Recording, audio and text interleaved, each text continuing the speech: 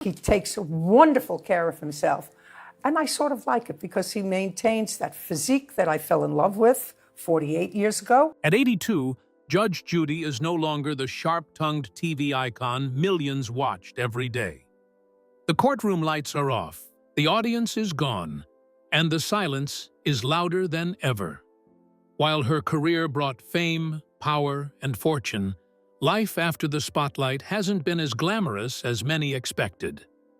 Behind the success is a very different reality, one that raises questions about aging, purpose, and what happens when the world stops watching. This is the side of Judge Judy that few people ever talk about. So join us in this video as we reveal the sad life of Judge Judy. Rumors, lawsuits, and standing her ground.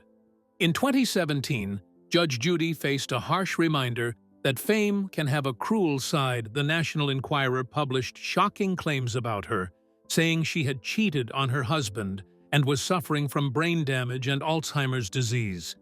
They even dragged her daughter, Nicole, into it, falsely claiming she had a criminal record. None of it was true. The magazine later issued a public apology, admitting the stories were lies. Still, the damage had already been done. For someone as tough and outspoken as Judy Scheindlin, it showed that rumors can hurt anyone, no matter how strong they appear. Despite the noise, Judy didn't retreat. That same year, she made a memorable appearance on Curb Your Enthusiasm. The show recreated her courtroom almost perfectly. The set, the music, the tone, and even the voiceovers felt exactly like a real Judge Judy episode. It was both a tribute and a reminder of how deeply her image had entered pop culture. In 2018, she appeared again in the spotlight, this time on Norm Macdonald Has a Show on Netflix, proving she was still very much relevant and respected. But not all the challenges she faced were tabloid gossip or playful TV sketches. In March 2013, a lawsuit was filed against Scheindlin by Patrice Jones, the estranged wife of Judge Judy's longtime executive producer, Randy Douthit. Jones claimed that Scheindlin and Douthit worked together to let Judy buy expensive Christoffel china and Marley cutlery that Jones said belonged to her. According to the lawsuit, Scheindlin paid Douthit over $50,000 for the items without Jones's knowledge. Jones demanded more than $500,000 in damages. The case was eventually settled quietly. Scheindlin returned the tableware, and Jones agreed to pay Douthit $12,500 to have the items returned to her. A year later, in March 2014, Judy took legal action of her own. She sued Connecticut lawyer John Haymond and his firm for using her image in advertisements without permission. The ads made it seem like she endorsed his legal services, something she strongly denied. Even after her team warned the firm to stop, the ads continued. Judy filed a federal lawsuit seeking over $75,000, stating that any money she won would go toward college scholarships through her honor mentoring program. Although Haymond filed a countersuit, the case was settled in August 2014 in a way that favored Scheindlin, with Haymond donating money to her charity. Through scandals, lawsuits, and public pressure, Judge Judy kept moving forward, firm, focused, and unwilling to back down. What other sad part of Judge Judy did many never notice? Let's find out. Love, loss, and learning what she needed. Judge Judy's personal life was never as simple as her tough courtroom image suggested. Her first marriage came very early. In 1964, when she was just 20 years old, Judy married Ronald Levy, a young attorney, shortly after finishing school. At the time, it felt like the natural next step. Many of her friends were getting married, and Judy wanted children while she was still young. She later explained that Ronald was a nice man, a good dancer, and someone who seemed right for that moment in her life. Judy never saw herself as a woman who wanted only a career. She wanted a family too, and she believed she could balance both. Early on, Judy worked briefly as a lawyer for a cosmetics company. But once she became pregnant, she made a major decision. She left her job to focus on being a wife and mother. Together, she and Ronald had 2 children. Their daughter, Jamie, was born in 1966, followed by Adam in 1968. Wanting a calmer life, the family moved to the countryside. On the surface, it looked like the picture of happiness: a young family, a peaceful home, and financial stability. But inside, Judy was slowly becoming unhappy. Staying at home full-time didn't fulfill her. After several years, the days began to feel empty and repetitive. She later admitted that she felt bored and disconnected from the world outside her home. After a period of time, I was bored, not being engaged outside of the home, she once said. She tried to make it work and gave the role of stay-at-home mother a genuine effort for 5 or 6 years. But deep down, she knew it wasn't enough for her. Determined to reclaim a part of herself, Judy went back to school. She earned a law degree in family law from NYU and returned to work in 1972. For her, this wasn't about ambition alone. It was about identity. She wanted to prove that she could be both a devoted mother and a serious professional. Unfortunately, her husband didn't see it the same way. Ronald viewed her job as something temporary, almost like a hobby. Judy later described him as a kind and decent man, but his lack of respect for her work hurt deeply. "There came a time when I resented that," she admitted. Over time, that resentment grew, and after 12 years of marriage, they divorced. Just a few years later, Judy's life took another turn. In 1976, while working as a prosecutor in Manhattan Family Court, she met Jerry Shindlin, a defense attorney. Their first meeting was anything but romantic. Judy walked into a bar, saw Jerry talking to a reporter, pointed at him, and bluntly asked, "And who is this?" Jerry fired back, "Lady, get your finger out of my face." Surprisingly, that sharp exchange sparked something real. They connected quickly and were married in 1977. Still, their relationship came with complications. Although Judy was divorced, Jerry was only separated from his first wife. He suggested they simply live together, but Judy refused. She made it clear that she would not stay unless he finalized his divorce. In her words, she told him, "I want to see your divorce in the newspaper, or don't bother calling again." Jerry eventually agreed, and once his divorce was official, they married. Together, they formed a blended family of 5 children. Jerry brought Nicole, Gregory, and Jonathan from his first marriage, while Judy brought Jamie and Adam. They both understood how difficult merging families could be. Jerry once said that if the children didn't get along, they would walk away from the marriage. Whether or not Judy remembered saying the same, they committed themselves to making it work. Over time, they succeeded. 3 of their children followed them into law. Adam became a district attorney and later a judge.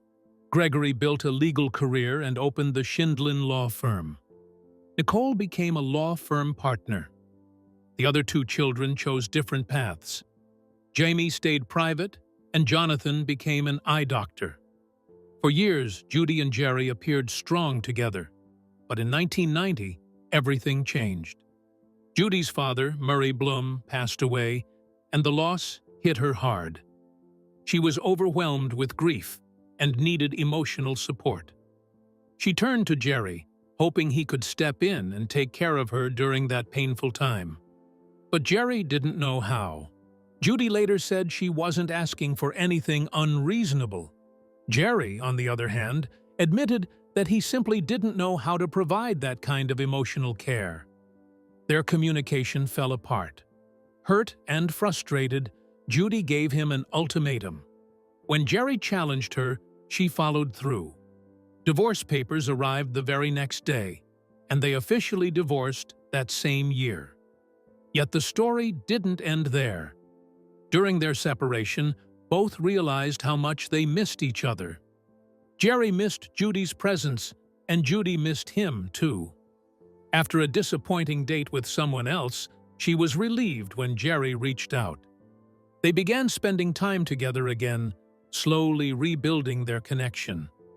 Judy accepted that Jerry hadn't changed, but she loved him anyway. Eventually, Jerry admitted that being together without being married felt wrong. They remarried quickly, getting a same-day license and holding a simple ceremony officiated by a Supreme Court judge. For Judy, it was proof that love, even when imperfect, was still worth choosing again. So, how have Judy and Jerry been making their marriage work after a brief separation? Stay tuned to find out. Growing stronger with time. Judy and Jerry Schindlin's marriage hasn't been perfect, but today they stand firmly as each other's biggest supporters. Their earlier struggles came from miscommunication and unmet emotional needs, but with time, they learned how to show up for one another truly. When Judge Judy became a massive hit in 1996, Jerry had no problem standing in the background while Judy's star rose. He once said, "I think that behind every great woman there is a man," making it clear that her success never threatened him. In fact, he was proud of it. That support went both ways. When Jerry later had the chance to become a judge on the People's Court, it was Judy who encouraged him to leap. "She is the one who told me I should do it," Jerry shared. They understood that marriage wasn't about competition, but about lifting each other. One thing they openly agree on is the importance of staying physically attractive for each other. Judy has said that physical attraction matters, especially at the beginning. "If you fall instantaneously for somebody, that means there's a physical attraction," she explained. She also praised Jerry for taking care of himself, joking that he still maintains the same physique she fell in love with nearly 5 decades ago. But for Judy, the real key to their lasting happiness goes deeper than appearance. It's about understanding what the other person truly needs. On Who's Talking to Chris Wallace, she shared her very direct view on relationships. Men like to be fed. They like to be cuddled. They like to have their alone time, she said. According to Judy, if you show love, give them space when they need it, and don't interfere too much, they're happy. That mindset helped her better understand Jerry, and it clearly worked for them. Over the years, their family has continued to grow. What started as a blended family of 5 children has expanded into a lively group of 13 grandchildren. Some have even followed the family tradition and stepped into the legal world. Judy has often said that when she first agreed to do Judge Judy, fame wasn't her goal. She simply wanted to give her family a more comfortable life. She once shared that she hoped the show would last 3 or 4 years, just long enough for her and Jerry to afford a modest apartment near the beach in Florida. She never imagined it would run for 25 years. Today, Judy's legacy continues in a deeply personal way. Her granddaughter, Sarah Rose, now works alongside her as a law clerk on Judy Justice. For Judy, that full-circle moment means everything.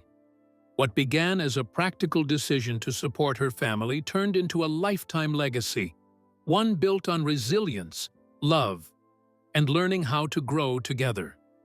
But beyond the rumors, lawsuits, her first failed marriage, and her second marriage, which almost failed too, what do we know about Judge Judy and how she got her fame? Keep watching to find out. From Brooklyn roots to a cultural icon. Long before the courtroom cameras, the catchphrases, and the fame, Judge Judy was simply Judith Susan Blum, a Brooklyn girl shaped by strong parents and hard truths. She was born in Brooklyn, New York, to a family of German Jewish and Russian Jewish descent. Her upbringing was grounded, direct, and practical, much like the woman she would later become. Judy often spoke lovingly about her parents and the influence they had on her no-nonsense personality. Her father, Murray Blum, was a dentist, and she once described him as the greatest thing since sliced bread. He believed deeply in discipline, honesty, and personal responsibility. Her mother, Ethel, worked as an office manager and was, in Judy's words, a meat and potatoes kind of gal. From her parents, Judy learned early that excuses didn't matter. Results did. Judy attended James Madison High School in Brooklyn, graduating in 1961. She was bright, outspoken, and already developing the sharp confidence people would later recognize instantly. From there, she went on to American University in Washington, D.C., earning a Bachelor of Arts degree in government in 1963. Politics, law, and structure fascinated her. She didn't just want a job, she wanted purpose. That drive led her to New York Law School, where she earned her Juris Doctor degree in 1965. That same year, she passed the New York State Bar exam, officially entering the legal world. Her first job was as a corporate lawyer for a cosmetics company. On paper, it was stable and respectable. In reality, it left her unfulfilled. Within 2 years, she felt restless and disconnected from her work. Around that same time, she became a mother, and her priorities shifted. Judy left her job to raise her children, Jamie and Adam. For a while, family life took center stage, but the pull toward meaningful work never left her. In 1972, after hearing about an opportunity from a friend, she made a bold move and became a prosecutor in the New York family court system. That decision changed everything. In family court, Judy found her calling. She dealt with real people, real problems, and real consequences every single day. She didn't sugarcoat the truth, and she didn't tolerate dishonesty. Her courtroom style was firm, fast, and focused on common sense. By 1982, her reputation had grown so strong that New York City Mayor Ed Koch appointed her as a criminal court judge. Just 4 years later, she was promoted to supervising judge of the Manhattan Family Court Division. Although many labeled her tough or harsh, Judy never agreed with those descriptions. In her mind, she was simply doing her job, protecting children, holding adults accountable, and making the system work. Everything changed in 1993. A Los Angeles Times article written by journalist Josh Getlin profiled Judy as a judge determined to bring order and fairness to a broken system. The article stood out because it focused on her personality, not just her position. It caught attention nationwide and led to her being featured on CBS's 60 Minutes. That single segment introduced Judge Judy to millions of Americans who had never stepped inside a family courtroom. Viewers were captivated. She was blunt, confident, and refreshingly direct. There was no performance, just Judy. That exposure led to her first book, Don't Pee on My Leg and Tell Me It's Raining, published in 1996. The title alone reflected her worldview. That same year, after hearing more than 20,000 cases, Judy retired from family court. But retirement didn't mean slowing down. In fact, something much bigger was coming. In 1995, just over a year after the 60 Minutes feature, she accepted an offer to preside over a new type of television show, a courtroom series with real cases and real rulings. Judge Judy premiered on September 16, 1996. No one expected it to become a phenomenon, but almost immediately, audiences connected with her style. She didn't waste time. She didn't allow grandstanding. And she didn't let lawyers talk over common sense. By her side was bailiff Petrie Hawkins Bird, known simply as Bird, who had already worked with her in Manhattan Family Court.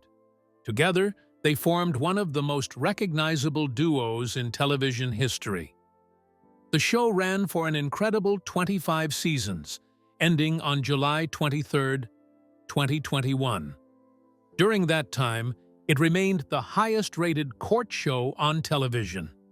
On many days, it pulled in 9 to 10 million viewers, sometimes even beating The Oprah Winfrey Show in ratings.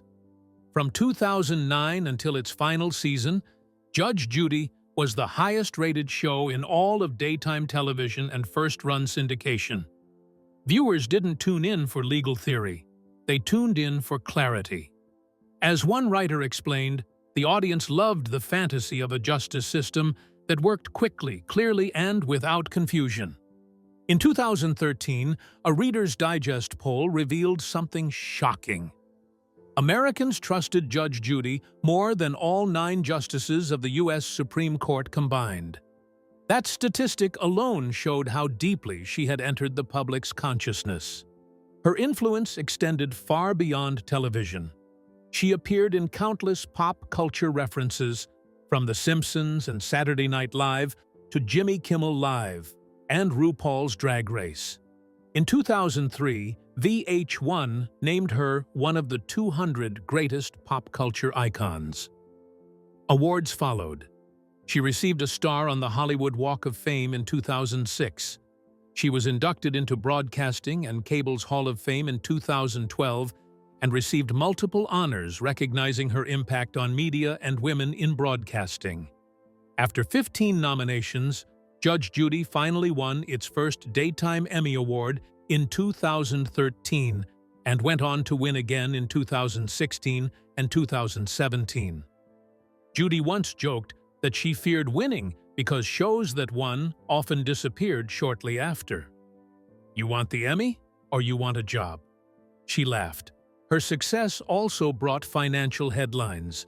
By 2005, her salary was reportedly $25 million per year. That number climbed to $45 million and later to $47 million annually. She worked just 52 days a year, earning nearly $1 million per workday. In 2017 alone, she earned $147 million before taxes. Forbes consistently ranked her among the richest women in entertainment, and TV Guide named her the highest-paid TV star. Despite the money and fame, Judy often spoke about retirement. She fainted on set in 2011 and was later diagnosed with a mini-stroke, a reminder of her age and limits. Still, she kept going, saying she wasn't tired and felt deeply engaged in her work. Ultimately, she chose to end Judge Judy on her own terms after 25 seasons. 25 is a good round number, she said. When the final season aired, the same journalist who had introduced her to the world in 1993 wrote a farewell piece, bringing her story full circle. From a Brooklyn childhood to becoming one of the most trusted figures in America, Judge Judy's rise was built on grit, discipline, and an unshakable belief in personal responsibility. And yet, as powerful as her legacy is, it also set the stage for the quieter, more complicated chapter that followed. After Judge Judy ended, what next did Judy venture into? Let's find out. Starting over in a streaming world. Even after ending Judge Judy, Judy Sheindlin wasn't ready to walk away from the courtroom. Just months after production wrapped on her longtime show in April 2021, she was already preparing for something new. Judy Justice officially premiered on November 1st, 2021, with production beginning in July of that same year. This time, the show didn't air on traditional television. Instead, it launched on Amazon Freevee, which was known as IMDb TV during the first season. That move made history, as Judy Justice became the first standard courtroom show to release first-run episodes exclusively on a streaming platform. From the start, it was clear that Judy Justice wasn't meant to be a carbon copy of Judge Judy. The show was described as a more hip and modern version, shaped in part by input from Judy's granddaughter, a young adult who helped bring a Gen Z perspective to the series. The courtroom itself looked different, sleeker, updated, and more stylized. Judy's robe even stood out more than before, signaling that this was a fresh chapter, not just a continuation. One of the biggest changes was how cases were handled.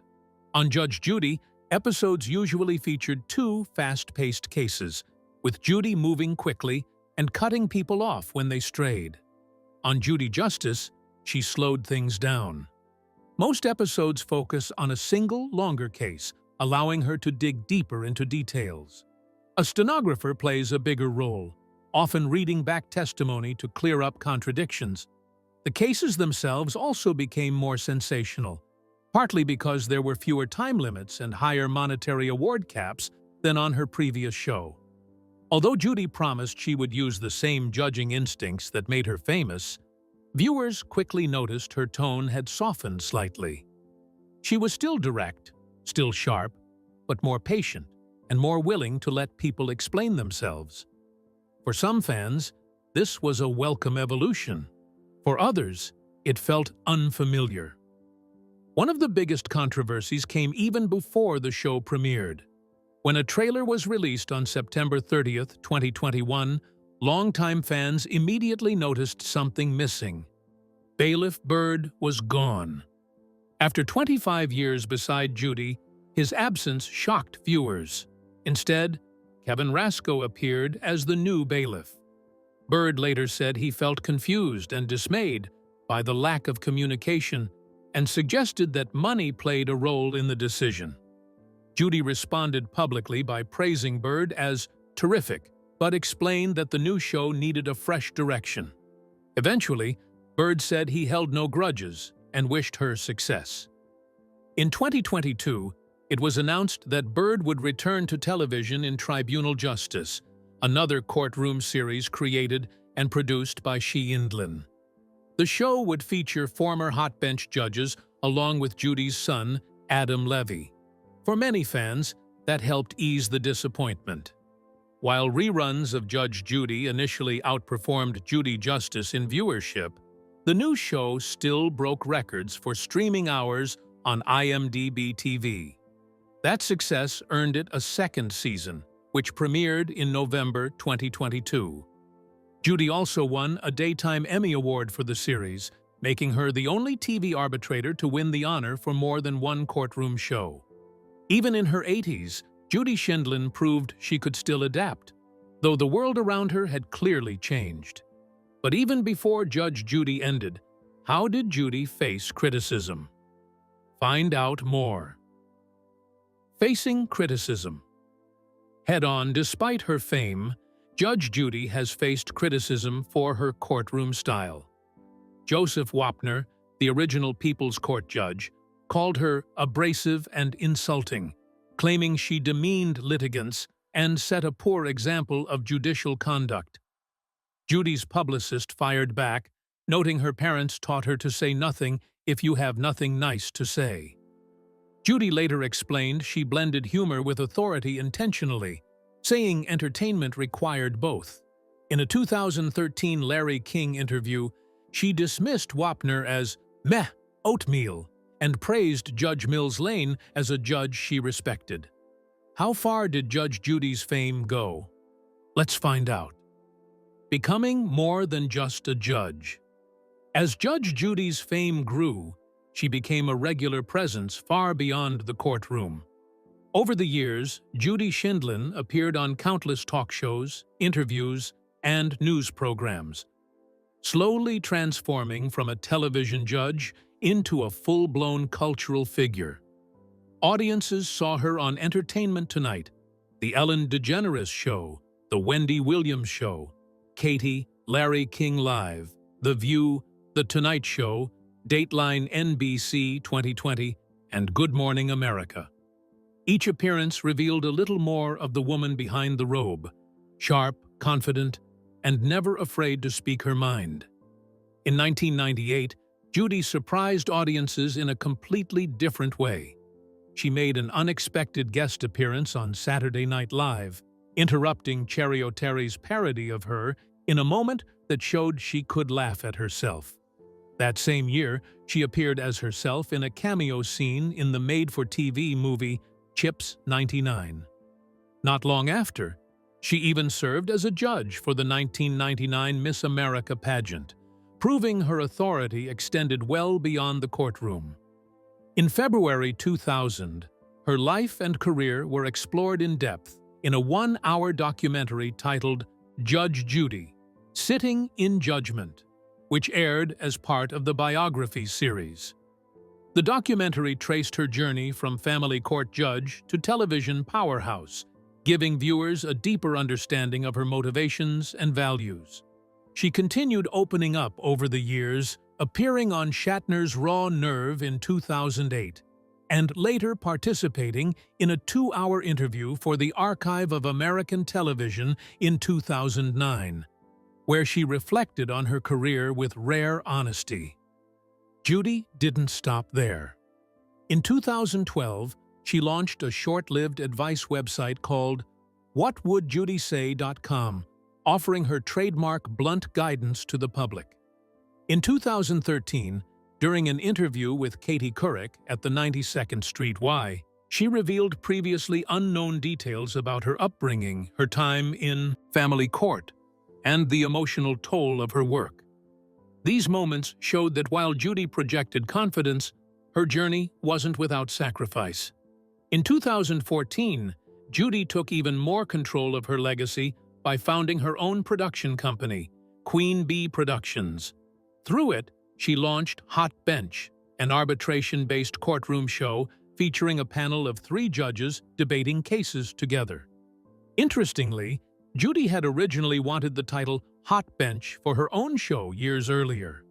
The idea came to her after watching a 3-judge court while traveling in Ireland with her husband, Jerry. She found the dynamic compelling and believed it could take courtroom television to the next level.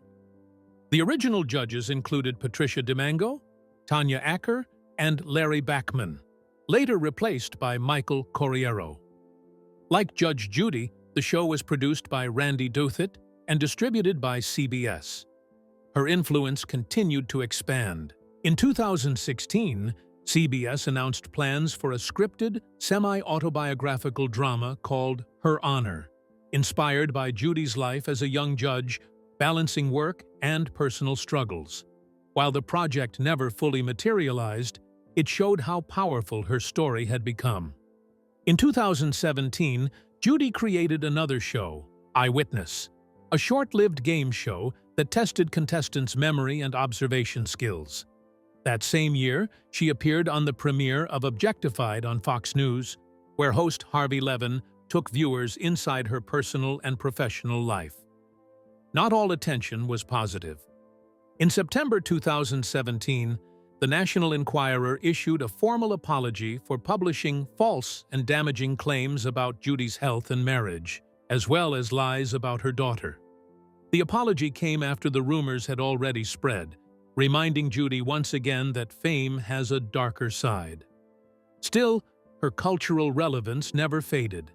Later that year, she appeared on Curb Your Enthusiasm in a sketch that perfectly recreated her courtroom, complete with theme music and audience reactions. In 2018, she appeared on Norm Macdonald Has a Show on Netflix, showing yet again that Judge Judy was no longer just a TV judge. She was a lasting pop culture force, even as the world around her continued to change. So, what do you think about Judge Judy's sad life? Let us know in the comments section below. Judge Judy isn't just a television personality. She's a part of our lives, shaping how millions saw justice served in her no-nonsense style. Seeing her now at 82, living quietly away from the cameras, reminds us that even legends face struggles and moments of solitude. Her journey proves that fame, fortune, and impact don't shield anyone from life's realities. If this story of Judge Judy's current life at 82 moved you, make sure to like, subscribe, and turn on notifications. Click the next video to uncover more hidden stories and unforgettable stars from television's history.